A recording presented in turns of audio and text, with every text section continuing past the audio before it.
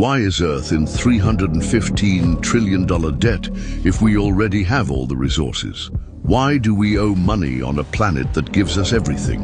Earth gives us air to breathe, water to drink, sunlight for energy, land to grow food, forests, oceans, minerals, and more wealth than any human could ever count. Yet somehow we're told the world is in over 315 trillion of debt. But who do we owe?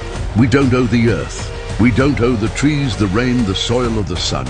We owe other people, or more accurately, a system built by people that turned the planet's abundance into debt. Here's how the illusion works. Governments borrow money from central banks. Central banks create that money, often out of nothing. Corporations borrow to expand. Consumers borrow to survive. And as this debt grows, so does the illusion of scarcity. But the truth is, there's no shortage of land, food, or energy. What we have is a shortage of access, and that's by design. Because the modern economy doesn't just run on money, it runs on debt. Debt creates control. It turns nations into clients, workers into servants, and wealth into a pyramid, where those at the top own what everyone else must rent, borrow, or chase forever. And here's where it gets worse.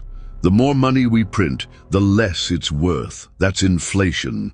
So even if you work harder, save more, and spend less, your money buys you less every year. But prices keep going up, and so does your rent, your food, your energy bill, and your stress. All while those at the top, they don't work for money. They own land, gold, companies, data, water, and energy. They own what money can't print. So ask yourself, if the world is rich in resources, why are most people poor? The answer isn't in nature, it's in design. We're living in a world where value is artificial and debt is engineered. And most people never question it. Because from the moment you're born, you're taught to obey the rules of a game you didn't choose. But what if I told you, the Earth isn't in debt? You're just living in a system that convinced you it is. This isn't about conspiracy, it's about consciousness.